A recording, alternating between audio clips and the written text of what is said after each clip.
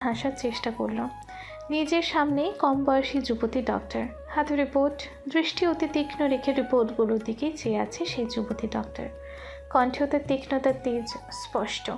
রক্তিম চোখ তুলে তাকেও কিছু বলতে নিতেই সামনের সুন্দরী ডক্টর আবারও বলে উঠল, যদি এরপরও এমন কিছু হয় তাহলে সত্যি বেবিটা মিসক্যারেজ হয়ে যেতে পারে মিস্টার রক্তিম। ইভেন এবারও বেবিটা মিসক্যারেজ হয়ে যাওয়ার সম্ভাবনা শতকরা 50% ছিল। আমি মনে করি এরপর থেকে একটু সাবধানে চলাফেরা করবে আপনার ওয়াইফ। আর যদি তা না হয় তো আপনাদের অনাগত সন্তানকে হারাবেন। তাছাড়া বিভিন্ন প্রবলেম হতে পারে। উনি যতটা হালকাভাবে আঘাত পেয়েছেন বলছেন, বিষয়টা ততটাও হালকা নয়। আমার মনে হয় না আপনাদের খেয়াল রাখা উচিত ছিল। প্রেগনেন্সির এই কয়টা মাস একটু সতর্কতা নিয়ে চলা উচিত ছিল। আমি জানি না ওনার প্রেগনেন্সির জার্নিটা কেমন কাটবে, তবে বেশ ভালো কাটবে না এইটুকু বলতে পারি। তবে সতর্ক হয়ে চললে আশা করি কিছু হবে না। রক্তিমের মুখ গম্ভীর হলো, ঠোঁট চেপে জোরে শ্বাস ফেলেই বলে উঠল, হ্যাঁ, এরপর আর অসতর্কতা নিয়ে চলাফেরা করবেন না, আমি দিব না। কথাটা বলেই উঠে দাঁড়ালো। মুচকি হেসে ডক্টরের কেবিন থেকে বেরিয়ে এসে অদ্রিজার উদ্দেশ্যে পা বাড়ালো। মিনিট দুয়ের মধ্যে পৌঁছালেও অদ্রিজার কাছে বেঘরে ঘুমাচ্ছে, চোখজোড়া বন্ধ। রক্তিম মৃদু হাসলো সেই বন্ধ চোখজোড়া আর ঘুমন্ত মুখের দিকে তাকিয়ে। হাত জোড়া অদ্রিজার কপালের কাছে নিয়ে ছোট ছোট চুলগুলো কপাল থেকে সরিয়ে সামনের চেহারাটায় বসালো। অদ্রিজার হাত দুটো মুঠোবন্দি করে নিয়ে চোখজোড়া বন্ধ করে সিক্ত করে বলে উঠল, ভালোবাসি তুমি অদ্রি। কখনো বলতে পারবো কিনা এই সাংঘাতিক কথাটা জানি না, তবে ভালোবাসি। তুমি কেন বুঝো না? ভালোবাসাটা মুখে স্বীকার করতে হয়।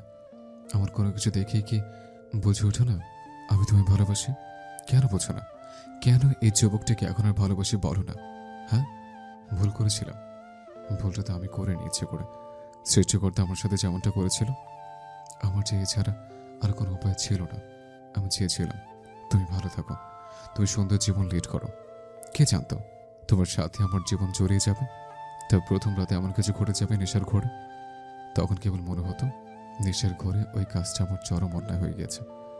যেখানে সারা জীবন আমি তোমার পাশে থাকতে পারবো না, সেখানে এমন কিছু করার অধিকার কি আমার ছিল? ছিল না। তবু আমি এই অনাধিকার চর্চা করে ফেলেছিলাম। আর এই অনাধিকার যাতে আবার না ঘটে, তাই তোমাকে বারংবার দূরে সরিয়ে রাখতে চেয়েছিলাম। তোমার জীবনের সাথে আমার জীবন না জড়া, এটা বারংবার চেয়েছি। কিন্তু সৃষ্টিকর্তা আমার সে চাওয়া পূর্ণ করল না অদ্রি। তোমার জীবনের সাথে আমার জীবনটা আষ্টে পৃষ্ঠে জড়িয়ে দিয়েছেন। আমি চাইলেও তোমার থেকে আলাদা হতে পারিনি। ভালোবাসি, ভালোবাসি তোমায়। প্লিজ আমার অন্তরের এই কথাটা বুঝে নিও, প্লিজ। কথাগুলো বলা শেষ করতেই অদ্রিজার চোখজোড়া খুলল। সচল মস্তিষ্কে এতক্ষণের কথাগুলো আরও একবার ভেবে নিয়ে ঠোঁটে ঠোঁট চাপল। শরীরটা অল্প ক্লান্ত, তবে কথা বলতে পারবে। ঠোঁট জোড়া টেনে মৃদু গলায় বলে উঠল, কি আবার বলুন, ভালোবাসেন আমায়? রক্তিম চোখ তুলে চাইল। চোখজোড়া দৃষ্টি মুহূর্তেই অপ্রস্তুত হলো। কি বলবে বুঝে না উঠতে অদ্রিজার দিকে তাকিয়ে থাকার মাঝে অদ্রিজা আবারও বলে উঠল, কি হলো বলুন, ভালোবাসেন? বললে আপনাকে অদ্রি ডাকার অনুমতি দিয়ে দিও, প্রমিস। রক্তিম হালকা হাসলো, ঠোঁট টেনে মৃদু গলায় বলল, হ্যাঁ, ভালোবাসি। খুব আগে থেকে ভালোবাসি। আরও 1 বছর আগে আপনার মায়ের সামনে রায়মনের ওই ব্যবহারটা নাটক ছিল।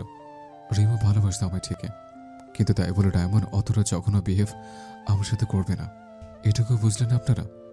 যাই হোক, আমি সেবার আপনাদের পারিবারিক অনুষ্ঠানে গিয়েছিলাম মূলত অত্রয়কে দেখার জন্য। রায়মন বলেছিল ওর দিকে কোনো পিচ্ছি মেয়ে ট্যাপট্যাপ করে তাকিয়ে থাকে, আর ও সেটা নিয়ে মজা নেয়। ব্যাস, সে মজার কাহিনী নিজ চোখে দেখার জন্য রায়মনের হাজার অনুরোধে অবশেষে হাজির হলাম সেখানে। ঠিক সেখানেই ঘটে গেল বিপত্তি। আপনি নামক রমণীকে দেখে সেখানে তপ্তা খেয়ে গেলাম। না, ঠিক তখন থেকে আমি আপনাকে ভালোবাসিনি। তখন শুধু ভালো লাগা ছিল বোধহয়। আমি আপনাকে ফলো করতাম, আপনার চলাফেরা, কথাবার্তা সবটাই ভালো লাগতো। জানি না তখন ভালোবাসা তৈরি হয়েছিল কিনা, তবে বিষয়টা চট পাকলে অন্য জায়গায়। আপনার প্রতি ভালো লাগা বা ভালোবাসা যাই হোক, তার খোঁজে কোনোভাবে মিস্টার মাহমুদ জেনে গিয়েছিল আর ভেবেছিল আপনার সাথে আমার বিয়েটা দিয়ে দিলেই সব সমস্যার সমাধান হয়ে যাবে। আমার অতি খারাপ রূপ তার কাছে ভালো হয়ে যাবে বোধহয়। কিন্তু তিনি জানতেনই তার ছেলের ব্রেন টিউমার। তিনি অজান্তে যে একটা মেয়ের জীবন নষ্ট করে ফেলেছেন বুঝে ওঠেননি। আর আমি বিয়েটা করেছিলাম পিচ্ছি করে কথা ভেবে। ওদের জন্য ওই এরিয়াটা প্রয়োজন ছিল, আর ওই এরিয়াটা মিস্টার মাহমুদের আন্ডারে। তাই ওনার শর্ত অনুযায়ী বিয়েটা করা। ভেবেছিলাম বিয়েটাই তো, ডিভোর্স হয়ে গেলে সবটা শেষ, আপনার জীবনও নষ্ট হবে না। কিন্তু বিয়ের প্রথম রাতেই নেশার ঘরে যাওয়া হয়েছিল। তার জন্য আমি প্রতি মুহূর্তে ভুগেছি, প্রতি মুহূর্তে অপরাধ বোধে ভুগেছি। আপনাকে আমার থেকে দূরে সরানোর শত চেষ্টা চালালাম, কিন্তু পারলাম আর কোথায়। বাবা আমার কথাটা শুনে আমার মন ছুঁয়ে গেল। অনেক চেয়েও আপনার থেকে নিজেকে আলাদা করতে পারিনি আমি। সেই বাবা হওয়ার কথা ভেবে আমাকে আপ্লুত হয়ে গিয়েছিলাম। খুশিতে মাথা ফাঁকা হয়ে গিয়েছিল আমার। সেদিনই সিদ্ধান্ত নিয়েছিলাম আপনাকে তো সহজে ছাড়া যাবে না। নয়তো ছেড়ে দিতেন? শুধুমাত্র বাবা হওয়ার আনন্দে টিকে আছে সম্পর্কটা। গল্পটির পরবর্তী পার্ট আসবে আগামীকাল। আর হ্যাঁ, গল্পটি কেমন হলো তা অবশ্যই কমেন্টে জানাবেন।